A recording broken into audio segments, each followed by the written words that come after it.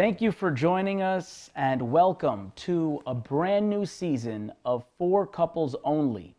This is the show where we discuss everyday issues, situations, problems, solutions, you name it, for newlywed couples, couples that have been married a long time, and everywhere in between. With me, I am very blessed to have my wife, Sarah Awad. By the way, my name is Chris Awad, but always ladies first. Sarah Awad with me on this new season. And with us, we also have the very Reverend Father Antonios Makarios, who is one of our fathers in St. Mary and St. Antonios Coptic Church in Queens, New York. Abuna Antonios has been serving with us for 27 years and also carries a master's degree in counseling. Thank you very much for being with us, Abuna. Thanks for having me. Very happy to be here. Excellent. Thank you. So, what we're going to do now is going to show a quick clip of a situation that you may or may not be very familiar with, and then we'll discuss it in just a bit.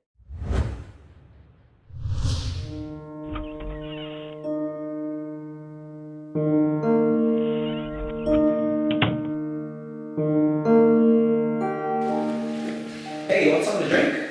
You think you're so smart, don't you? What are you talking about? What you pulled at the restaurant when it came to paying our part of the bill? I don't know what you're talking about.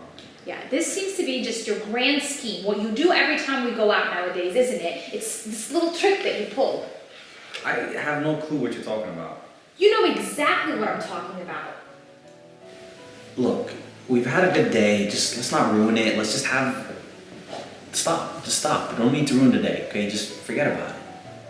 Please, can we just talk about this? Talk about what? What happened today? Look, when the bill came, where were you? You disappeared. What happened? I went to the bathroom. Look, we're having dinner with the other couple. Conveniently, all of a sudden, you have to go to the bathroom as soon as the bill is about to come. And conveniently, you come back 10 minutes after the bill has already been paid. Come on now. It's a coincidence. Yeah, and then when you come out, you have this long speech prepared, right? Oh, I wanted to pay. Why did you guys do this? And then you go on and on. Come on. What are you talking about? You're imagining things. No, I'm not imagining things because that's exactly what happened last week when we went out with my brother and his wife, right? You did the exact same stunt.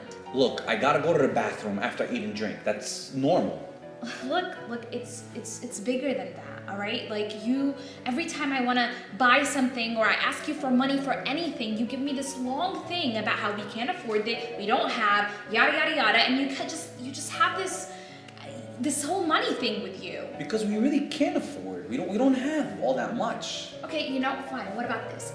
How do you feel about Broadway shows, honey? You know I hate Broadway shows. Yeah, but when my dad gave us free tickets, you were so excited, right? You were the first one in line. You woke us up all early because you were so excited to go to the Broadway show that you hate. Yeah, I can't do this anymore. This is just ridiculous. It's embarrassing and it's humiliating. Look, we just got married. We're starting a life. And to be honest with you, we need to be very wise with our money. We can't go in debt.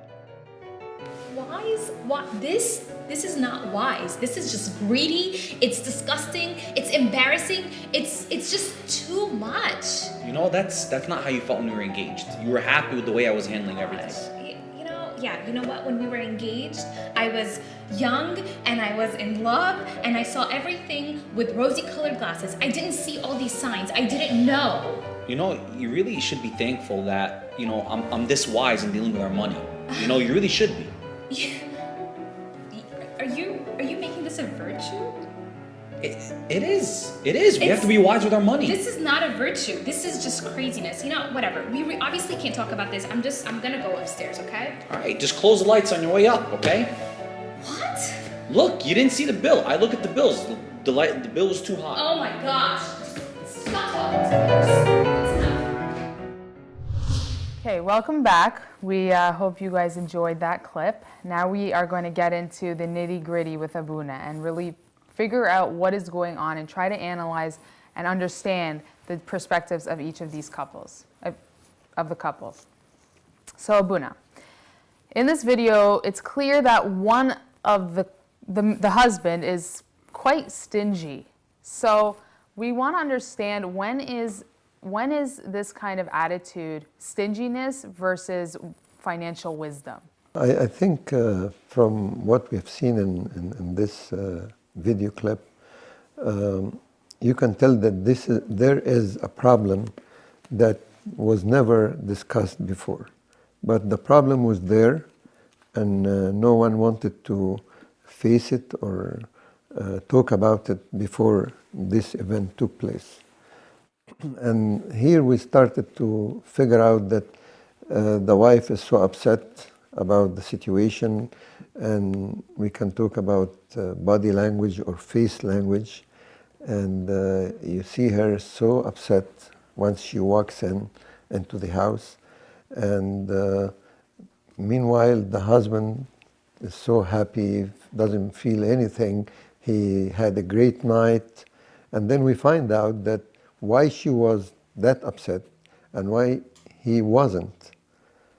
Because he didn't pay anything. So it didn't make any difference. He enjoyed the dinner with the other couple, and he ended up not paying anything, while the wife was so embarrassed in that situation, and he had no empathy, feeling what she went through when she was sitting there, when the bill came, and she couldn't do anything, and the other couple paid the bill. So that's, I think, what triggered all this situation that took place between them. Abuna, if you notice the behavior of the husband in the show, he, even till the end of that clip, he denies any, anything that the wife is telling him about this issue. So when dealing in counseling or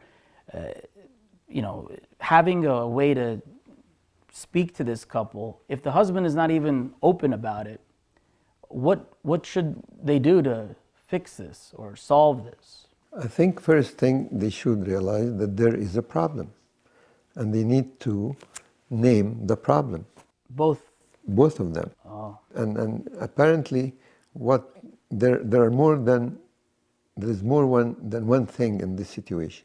First, the husband pretended that there's nothing going on, while from the things that the wife mentions proves that there's something not right going on. It's kind of playing tricks. The husband, she sees him as if he's playing some tricks in many situations. And then finally, he starts to speak about the real problem, which is the money issue. Apparently, the wife is not aware of what he was thinking about, not meaning that what he's doing is right, but the deeper problem was not discussed. We just discussed the outside symptoms, that he disappears when the time of paying a bill comes, or he would not like to go to a show if he has to buy the tickets, but if the tickets are given to them freely, he would go. So, but these are the symptoms. But the real problem is that there is an issue with money in this house. So dealing with the issue itself, is that something that the husband can change? His attitude? Is that an attitude, or is that a way of life, or is that something really someone can alter? Well, again, there are so many things in this issue here. First of all, that the husband wanted to justify his situation by saying, when we were engaged, you saw me, how I was doing, and you were very happy and accepted everything I'm doing. The wife answered and said, I was young, I didn't understand, and all this stuff, which does not make the situation right. Meaning what? Meaning, and this is an advice that we give to every couple who are getting married. We tell them, what you see is what you get. Because we sometimes would have some expectations or good wishes that we think that people will become something else when they get married. And in our culture, sometimes they say, he will change after marriage, or she will change after marriage. Why?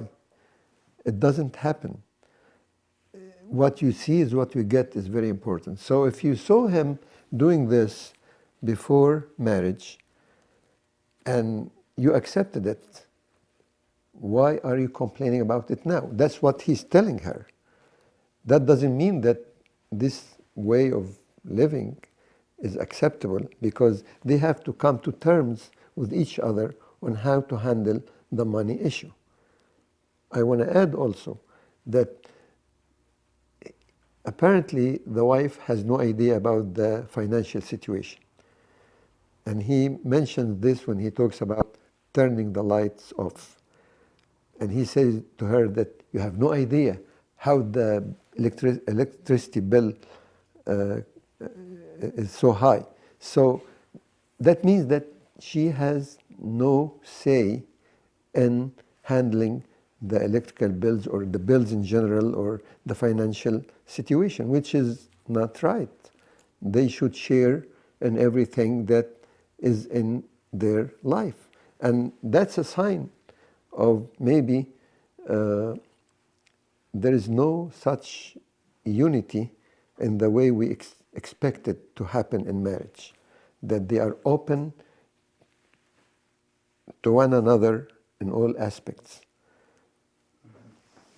So you mentioned before they got married, this is what you see is what you get in terms of his behavior. But would you say that there are some clear warning signs, and if there are some warning signs for engaged couples, is that necessarily a deal breaker? I think this is what makes counseling before marriage very important. That's why we now pay more attention to what we call Cana prep or pre-Cana counseling sessions or programs that people start to learn and understand. She said, I was young, I didn't understand. So, because they didn't get that kind of counseling. Maybe if she realized what is going on at that time, she would have either decided that, oh yeah, I understand, maybe we wouldn't have enough money to go every week out and eat out and do these things, or I cannot live this kind of life and we're going to be very tight, I cannot continue like this, he's so stingy, I cannot accept it. And that would save us a lot of headache in marriage. I'm sorry to say it this way, but that's why now the trend in our church in general, and even Pope Tawadros mentioned that in the Holy Synod, that they want to make this premarital courses an essential part for every couple who's getting married. And this is very important. It helps a lot for them, those who are getting married, to have their eyes open to the issues they are going to face in marriage. Sometimes they don't want to talk about anything and just enjoy their time, and they don't want to open all these topics. And then when they get married, it becomes a problem and fights take over their life, and it's too late kind of to handle this. It takes more effort to do that when you feel like you are caught into it, rather than you discussing it and freely you make a decision either continue or not to continue.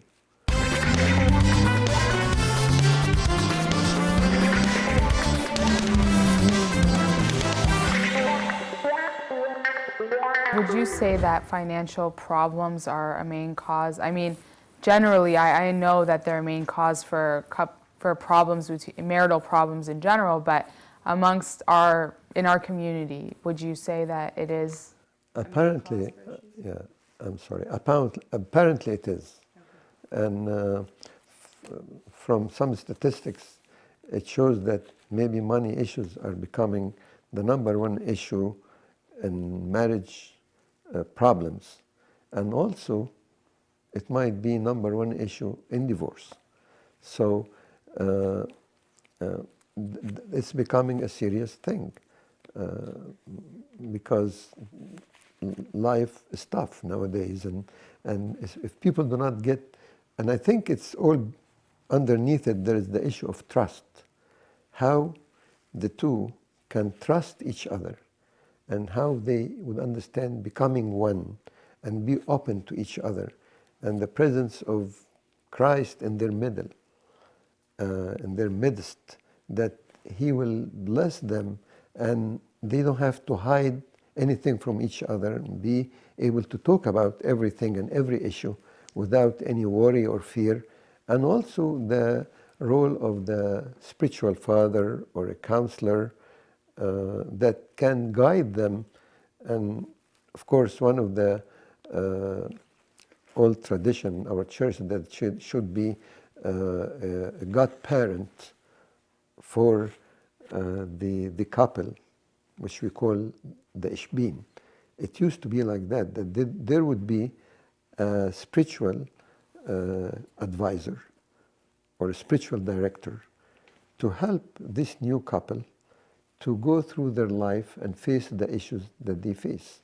Now these things are coming back in one way, shape or form, and it's happening again because we realize that neglecting this creates and causes a lot of troubles and problems in marriage.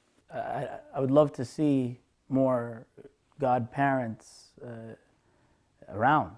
It's something that I didn't even know that was part of our tradition, but that's great. In terms of the one spouse here, the husband, who might have shown maybe an unhealthy or a different approach that's not necessarily wise in dealing with the situation.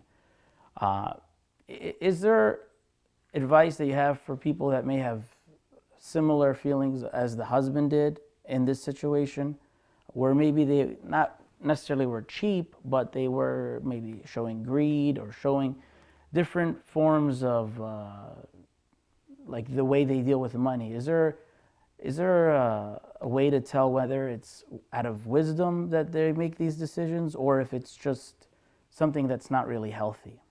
Well, I think the attitude that we saw, the husband's attitude, was not healthy because he pretended that there is nothing. And then when his wife started to push him, he started to mention that there is really a problem. So the question here is, why didn't he talk to her about that from the beginning? To explain to her that we cannot afford all this luxury, or we need to be more conservative. And he would explain to her the financial situation and share with her everything and be open and clear, rather than pretending that what happened, I'd rather not to talk about it. Of course, rather not to talk about it is not acceptable. However, we need to make sure that we choose the right time that we can talk about it. But there is no such a thing that I don't want to talk about it. Maybe you cannot talk about it now, but we have to sit and talk about it, because it's a life that we share together. We know we need to talk about everything in our life, and this is a serious issue. And again, these things, if it were discussed before marriage, it would have saved us a lot of headache in marriage itself.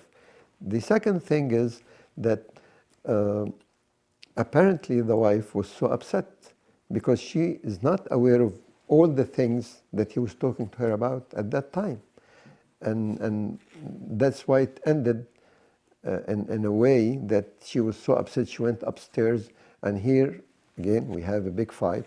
How can you work out something like that? Because she would lose trust in him because he was not open to her. She felt like he's lying to her, and she proved to him that he was lying and he was manipulative in the way he's doing things. So it doesn't work for him or for her. It doesn't help the situation. So we did not gain anything other than ending the night in a fight, and we don't know how we're going to work out these problems. It's a serious issue. Openness and frankness is much better to deal with the situation, and they should have talked about it before that, long time ago. So they should have talked about this, obviously, but in this situation, they clearly didn't. Abuna, what advice what